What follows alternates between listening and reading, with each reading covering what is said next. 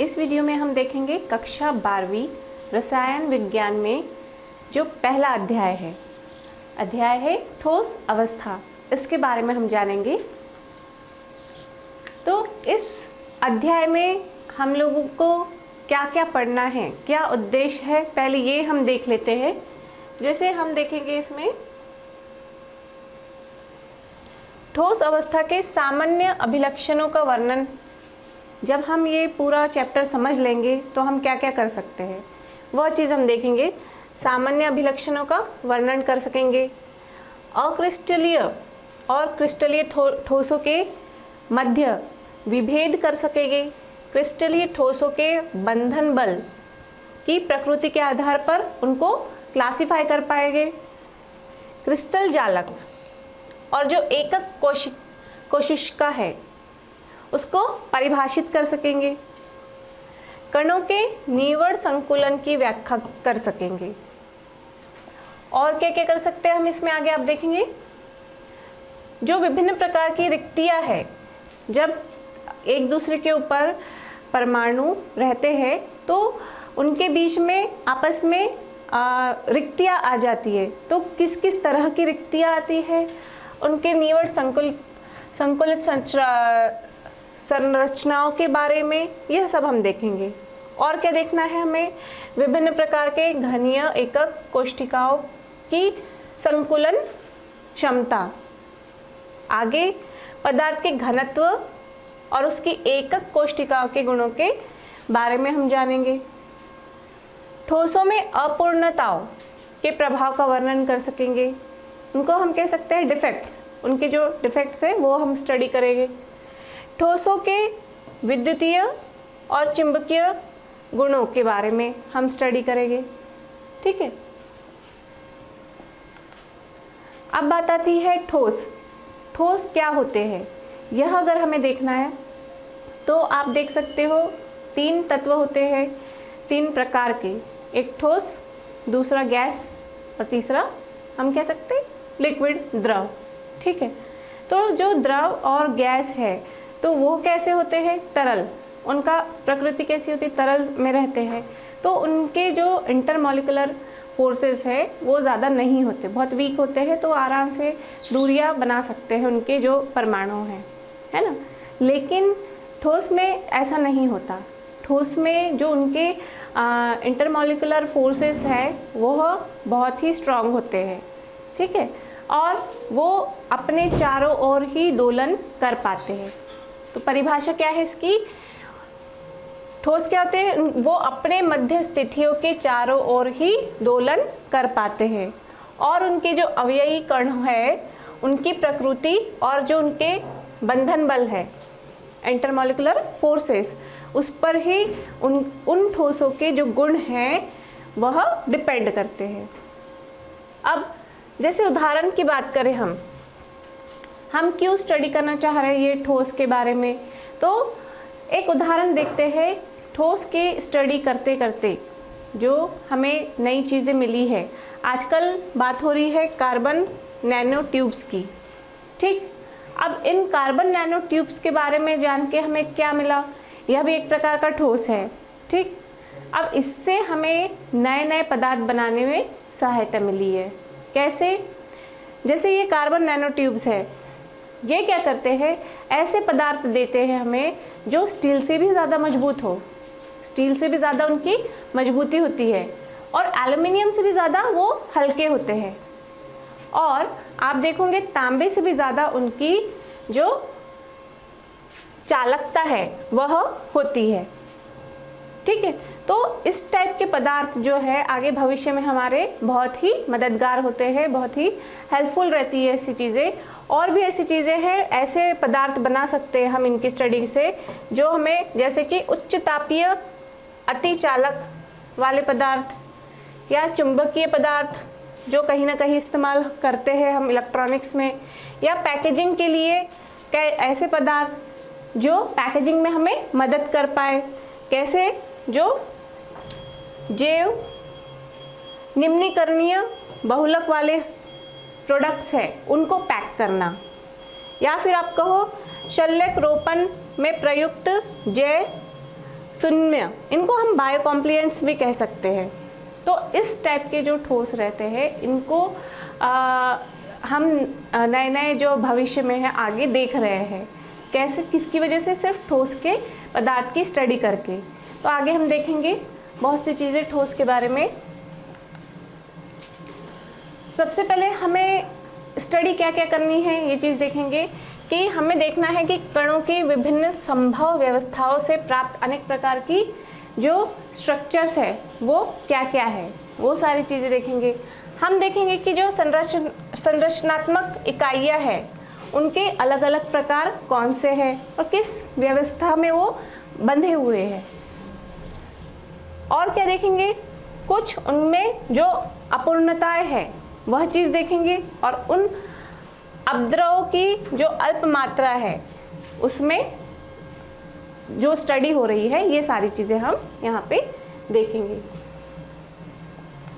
अब बात आते हैं ठोस अवस्था के सामान्य अभिलक्षण। क्या प्रॉपर्टीज़ होती है ठोस की? तो ठोस की प्रॉपर्टीज़ की बात करें तो हमें पता है ठोस का जो द्रव्यमान है, आयतन है और जो आकार है वो कैसे होता है? निश्चित होता है, ठीक।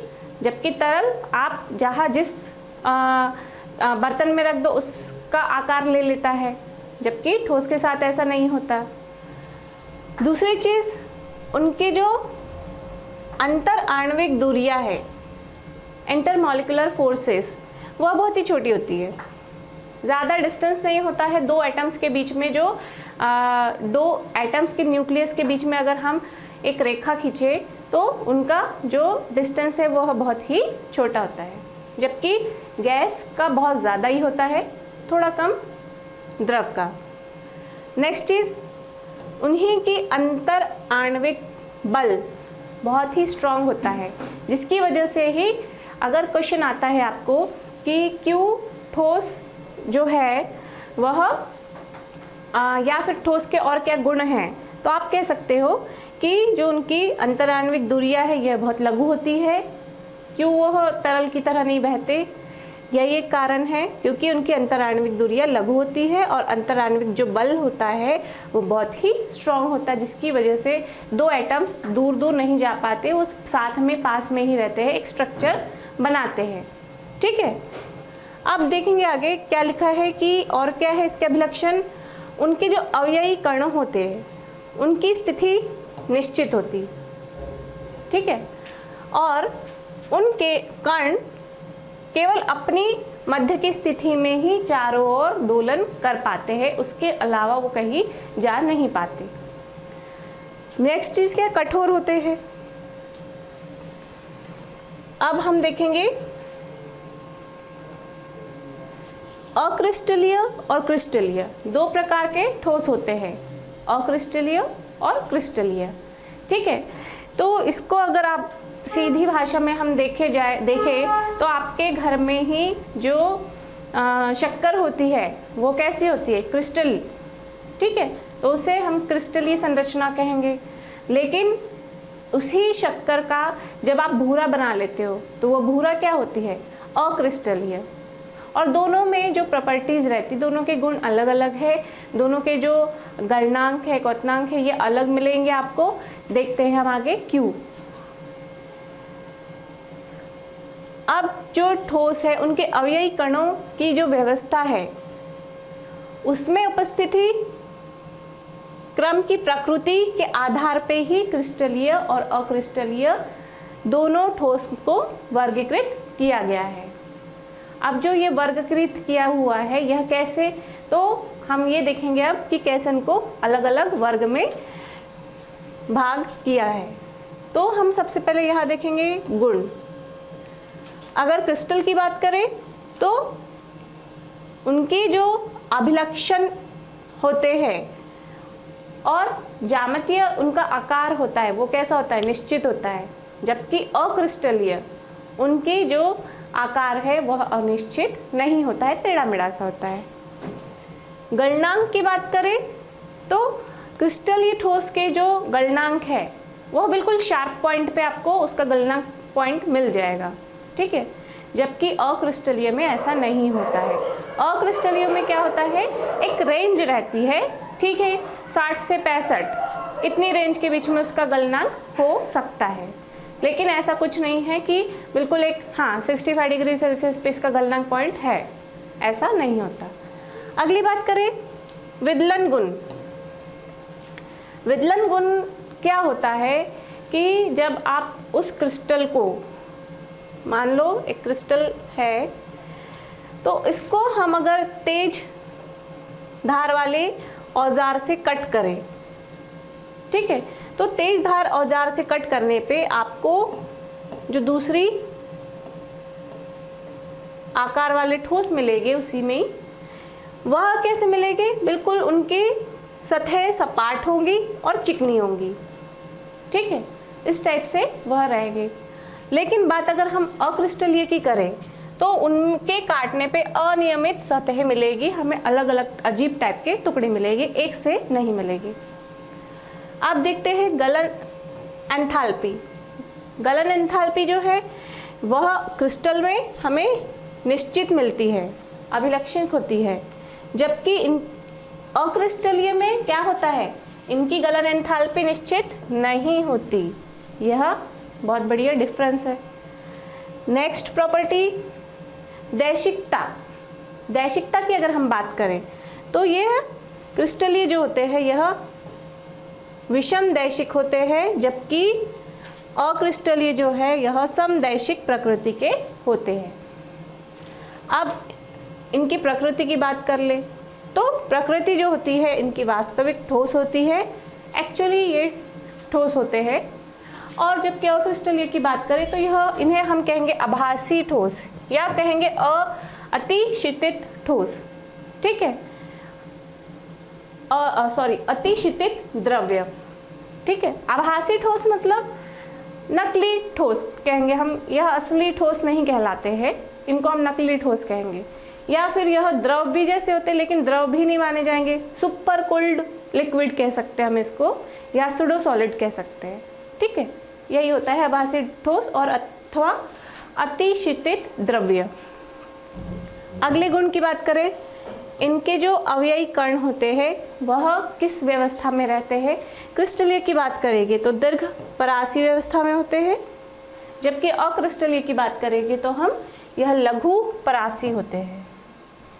तो यह हो गए हमारे क्रिस्टल और अक्रिस्टल के बीच में जो डिफरेंसेस है उनकी बात। अब बात आती है विभिन्न प्रकार के ठोस। अलग अलग टाइप के जो सॉलिड होते हैं और उसमें भी उनके सब टाइप्स होते हैं, तो वो देखेंगे हम। सबसे पहला टाइप देखते हैं आणविक ठोस, मॉलिक्यूलर सॉलिड। और मॉलिक्यूलर सॉलिड के अंदर में भी क्या होते हैं, अध्रुवी और ध्रुवीय, और तीसरा टाइप होता है हाइड्रोजन आबंधित, ठीक है। ये 3 सब टाइप हो गए। दूसरा जो है आयनिक ठोस, तीसरा ठोस होता है धात्विक, और चौथा होता है नेटवर्क ठोस, ठीक है।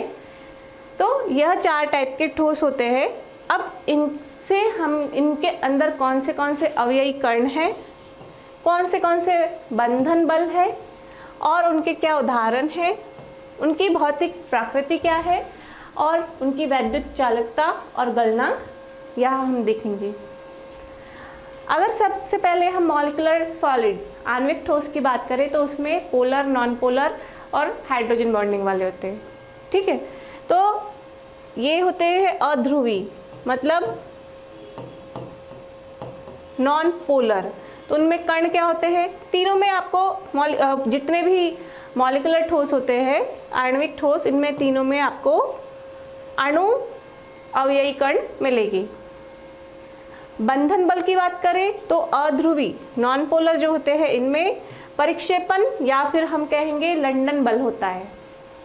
उदाहरण जैसे arsenic, CCl4, hydrogen iodine, carbon dioxide. कैसे होते हैं इनकी भौतिकी, मुलायम होती है। और वैद्युत चालक, ये विद्युत विरोधी होते हैं, विद्युत रोधी। और गलनांक इनमें बहुत ही कम गलनांक, निम्न प्रकार का गलनांक माना जाएगा, यही बात अगर ध्रुवीय की करें, ध्रुवीय आणविक ठोस की, तो वह कैसे होते हैं? द्विध्रुव, द्विध्रुव अनोन्य क्रिया।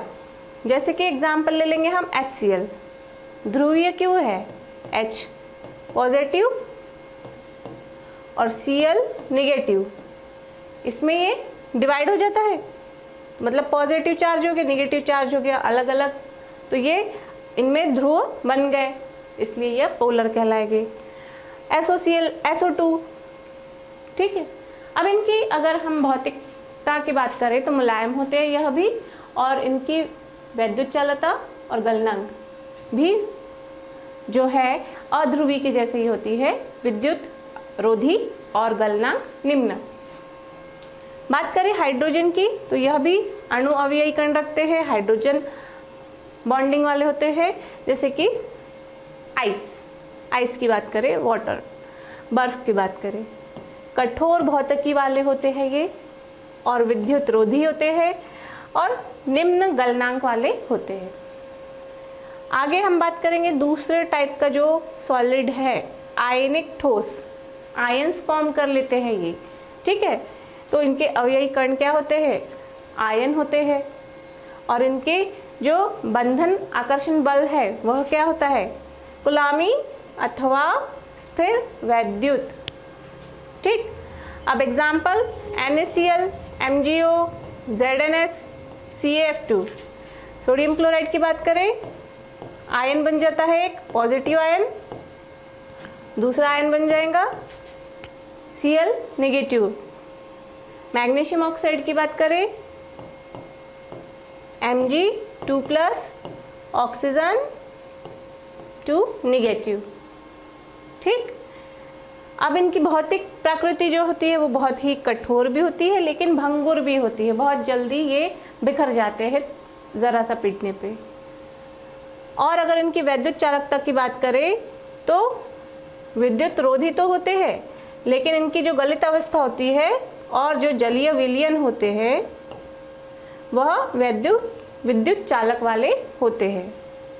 उच्च गलनांक वाले आयनिक ठोस सॉलिड्स होते हैं, ठीक है। अब हम तीसरे ठोस की बात करें, ये होते हैं धात्विक ठोस। धात्विक ठोस जो है, इनमें हम ये कहेंगे विस्थानीकृत इलेक्ट्रॉन्स का समुद्र होता है, जो कि धायन में होता है। धात्विक आबंध इनका जो बल होता है वह होता है धात्विक, ठीक है। Example iron, copper, silver, magnesium. भौतिक की प्रकृति इनकी कठोर होती है, आघातवर्ध्य होते हैं, मतलब आप इसको आघातवर्ध से शीट बना सकते हो, और तन्य की वजह से इनको हम तान के वायर्स में बना सकते हैं। अगर बात करें वैद्युत चालकता की, तो ठोस अवस्था और गलित अवस्था में यह चालक होते हैं, विद्युत चालक। और जो गलनांक की बात करें तो साधारण उच्च गलनांक होता है। जो चौथा ठोस है सहसंयोजक, या फिर हम इसे कहते हैं नेटवर्क सॉलिड, ठीक। इसमें अवयवी कण जो रहेंगे नेटवर्क सॉलिड में परमाणु होते हैं, परमाणु अवयवी कण। और जो इसमें बॉन्ड होता है वो कौन सा बॉन्ड होता है? सहसंयोजक बॉन्ड, कोवैलेंट बॉन्ड कह सकते हैं। उदाहरण क्वार्ट्ज, SiO2, SiC, या फिर डायमंड, ग्रेफाइट, ठीक है। अब इनमें जो भौतिक प्रकृति होती है, अगर क्वार्ट्ज की बात करें तो कठोर होती है, ग्रेफाइट की बात करें तो मुलायम होती है। क्वार्ट्ज जो होता है विद्युत विरोधी होता है, और इनके जो गलनांक है उच्च होते हैं। ग्रेफाइट जो होता है यह विद्युत चालक होता है। अब हमने यह तो इनका जो विभिन्न प्रकार के ठोस है यह देख लिया। अब बात आती है क्रिस्टल जालक की और कोशिष्ठिका की, ठीक है। तो इनके आप जब एक यूनिट उठा के देखोगे, एक स्ट्रक्चर है क्रिस्टल, हम जो भी बात करेंगे यहाँ से जितने भी पूरे चैप्टर में, तो वो हम क्रिस्टल सॉलिड्स की बात करेंगे। क्यों? क्योंकि हमने देखा था कि अक्रिस्टलीय जो होते हैं वह कैसे होते हैं, वह आभासी ठोस होते हैं। जब वो सूडो सॉलिड है, वो नकली वाले सॉलिड है, तो हम उनकी बात नहीं करेंगे। हम अब यहाँ से चैप्टर अपने जो भी होगा किस पर डिपेंडेंट होगा, पूरा क्रिस्टलीय ठोस के बारे में। तो क्रिस्टलीय ठोस में आपको मिलेंगे क्रिस्टलीय जालक। अब ये कैसे बनते हैं, तो सबसे पहले हमें चाहिए मोटिफ। अब ये मोटिफ जो रहेगा वह क्रिस्टल बनाने के लिए जो मोटिफ रहता है उसको हम कहेंगे मोटिफ। ठीक है, अणु भी हो सकता है, परमाणु भी हो सकता है, कई कई केस में अणु भी हो सकता है। दूसरा आप देखोगे स्ट्रक्चर बना हुआ है 2 डायमेंशनल क्रिस्टल लैटिस का।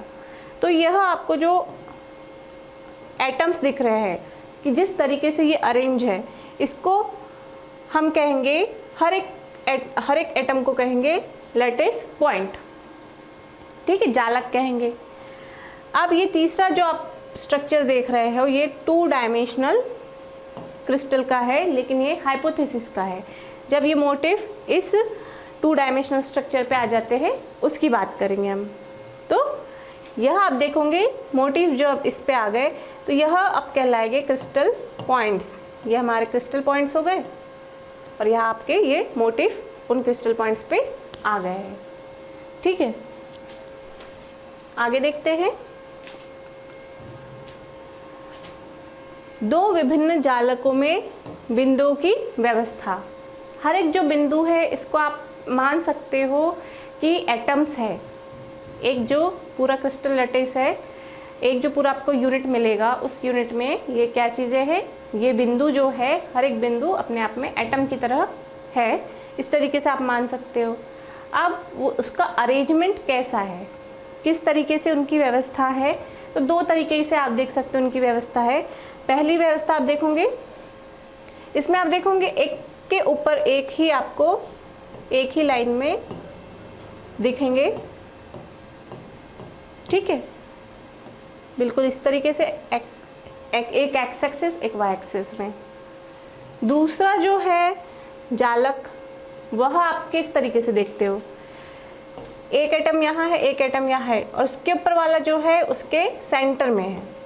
ठीक है, तो इस तरीके से एक लेयर ये फॉर्म हो गई, दूसरी लेयर ये फॉर्म हुई है, तीसरी लेयर ये है, चौथी ये है, एक के ऊपर एक ये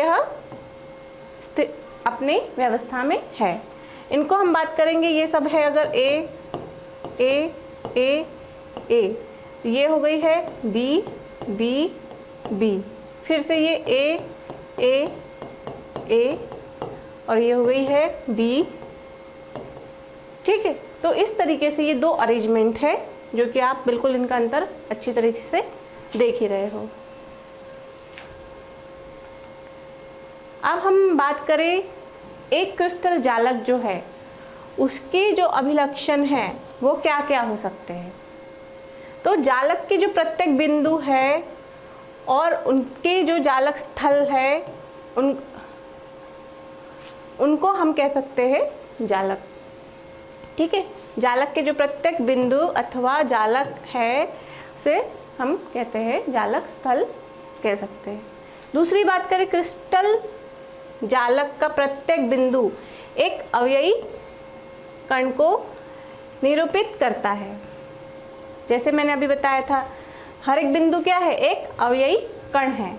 अब चाहे वो परमाणु भी हो सकता है, चाहे वो एक अणु भी हो सकता है, या फिर वो अणु मतलब परमाणुओं का समूह कह लो, या फिर कोई एक आयन भी हो सकता है।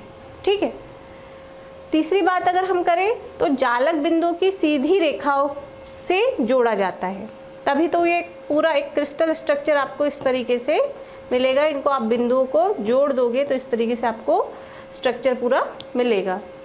ठीक है, सीधी रेखाओं से ये जोड़ा जाता है, जिससे हम क्या कर सकते हैं, उनकी जो ज्यामिति व्यक्त है वो जो भी इनकी ज्योमेट्री है वह व्यक्त की जा सकती है। इस तरीके से हम उनकी रेखा जोड़ के उनकी ज्यामिति का बारे में जानकारी ले सकते हैं। अब यहाँ आपको दिया गया है उनके टाइप्स, जो भी क्रिस्टल लैटिस थे, जो क्रिस्टल जालक है, उनके जो भाग है, उनके प्रकार हम कह सकते हो, उनके प्रकार के बारे में आप देख सकते हो। त्रिविमीय क्रिस्टल संरचना में जो एकक कोशिका है उसमें क्या अभिलक्षित है, यह चीज़ हम देखेंगे। तो आप देखोगे उसमें जो उसके तीनों किनारों की विमाएँ हैं, जैसे कि एक जो ये बेसिक यूनिट सेल है, इसमें आप देखोगे एक हो गई आपकी ए, दूसरी जो है ब्रेड्थ कहेंगे या फिर बी, और तीसरी जो है तीसरी एक्सिस सी। तो ये एक्स एक्सिस, वाई एक्सिस और ये जेड एक्सिस सी, क्योंकि ये 3 डायमेंशनल स्ट्रक्चर है ना। अब इसके द्वारा जो परस्पर लंबवत हो सकते हैं, वह चीज़ के बारे में यहाँ दिया है। अब आगे देखेंगे आप, किनारों के जो कण हैं उनके मध्य ए, बी और सी के मध्य, ए और सी के मध्य और ए और बी के मध्य द्वारा जो हम एंगल्स कह सकते हैं, तो वो आप देखोगे एंगल जो है किस तरीके से है। यहाँ आप देखोगे एंगल ए और बी, इसमें एंगल बना है, एक है ये एंगल बी और सी, एक है एंगल ए और सी, ठीक है। मतलब बी और सी में जो एंगल है वो है अल्फ़ा, एंगल ए और सी में जो है वो है एंगल बीटा, और ए और बी में जो एंगल है वो है गामा, ठीक है। अब ये जो बेसिक यूनिट सेल है यह आता कहाँ से है, इस किसको हम कहेंगे एक यूनिट सेल। तो आप देख सकते हो ये है एक क्रिस्टल लैटिस, ठीक है। इस क्रिस्टल लैटिस में से आप अगर एक भाग उठा ले तो आप देख सकते हो जो रेड कलर में है वह कहलाता है यूनिट सेल, या कहो एकक कोशिका, ठीक है। और ये जो पॉइंट्स है ये लेटेस्ट पॉइंट्स है। यह यूनिट सेल के अंदर हमने फिर उसको 3 डायमेंशनल स्ट्रक्चर को, इसकी लेंथ, ब्रेड्थ और विड्थ यह दिखाई है ए, बी और सी से, ठीक है। अब हम देखेंगे आग एवं केंद्रित एकक कोशिका जो होती है इनके टाइप्स।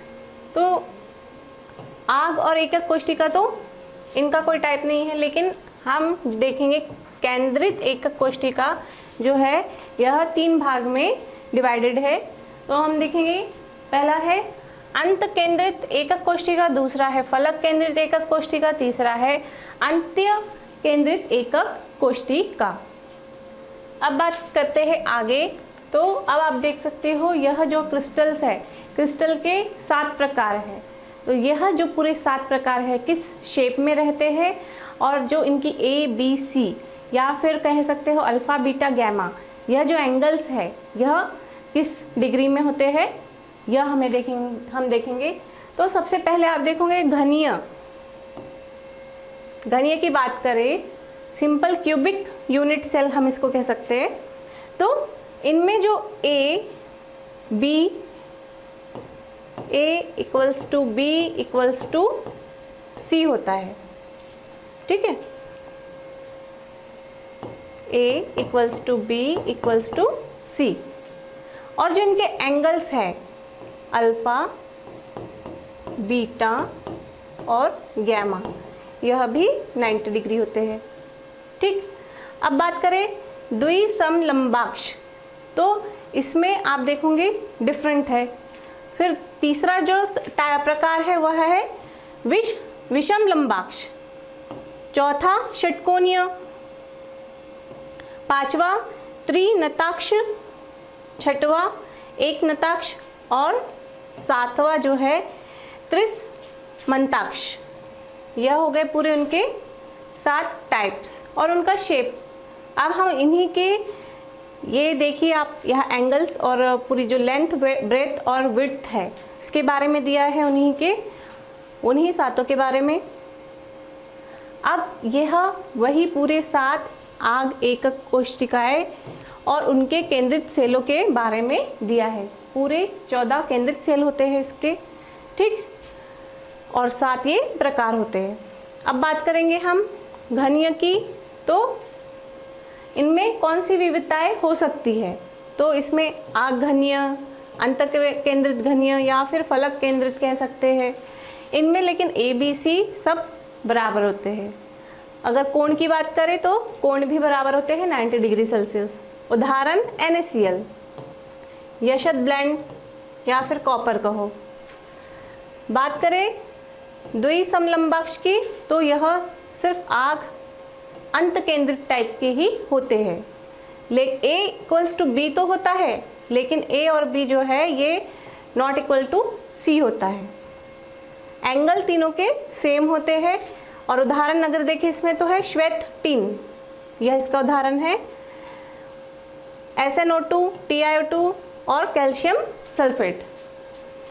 अगर बात करें विषम लंबाक्ष की, तो विषम लंबाक्ष जो है इसमें आग एकक कोष्ठिका है, अंत केंद्रित भी हो सकते हैं, फलक केंद्रित भी हो सकते हैं और अंत केंद्रित भी यह प्रकार के हो सकते हैं। इनमें लेकिन A, B और C जो है यह कभी भी बराबर नहीं होते, लेकिन एंगल्स सेम होते हैं 90 डिग्री सेल्सियस। एग्जाम्पल जो है गंधक, potassium nitrate, barium sulphate. Next जो है यह है षटकोणीय टाइप का। यह एक ही टाइप का है, आग एकक कोष्ठिका। A इक्वल्स टू B तो होता है, लेकिन C बराबर नहीं होता। एंगल जो है अल्फा बीटा के 90 डिग्री सेल्सियस है, लेकिन गैमा के 120 डिग्री सेल्सियस ही मिलेगी आपको। Example graphite, zinc oxide, cadmium sulphate. जो अगला प्रकार है हम लोगों का वह है त्रिकोणी। यह सिर्फ आग टाइप का ही होता है, A equal to B equal to C होता है। A अल्फा और बीटा जो एंगल है यह तो एक बराबर होगा, लेकिन गैमा जो है यह 90 डिग्री सेल्सियस के जैसा नहीं होगा जैसे कि अल्फा बीटा में है। Example calcite, cinnabar. जो अगला है यह है एक नताक्ष, मोनोक्लिनिक बोल सकते हैं हम इसको, और त्रिनताक्ष ट्राइक्लिनिक। सल्फर होते हैं इस टाइप के, आग और अंत केंद्रित होते हैं एक नताक्ष। उनमें जो लंबाई चौड़ाई है यह बिल्कुल बराबर नहीं होती है। अल्फा और गैमा तो होते हैं 90 डिग्री सेल्सियस पे, लेकिन बीटा 90 डिग्री सेल्सियस नहीं होते हैं। एग्जाम्पल जो है मैंने बताया था आपको, मोनोक्लिनिक गंधक, एक नताक्ष गंधक, या सोडियम सल्फेट भी आप इसको इसमें देख सकते हो। जो नेक्स्ट है ट्राइक्लिनिक, यह आग टाइप के होता है। A, B और C यह बराबर नहीं होते। अल्फा बीटा गैमा भी 90 डिग्री सेल्सियस के बराबर नहीं होते हैं। एग्जाम्पल देखेंगे पोटेशियम क्रोमेट, कॉपर सल्फेट और H3BO3।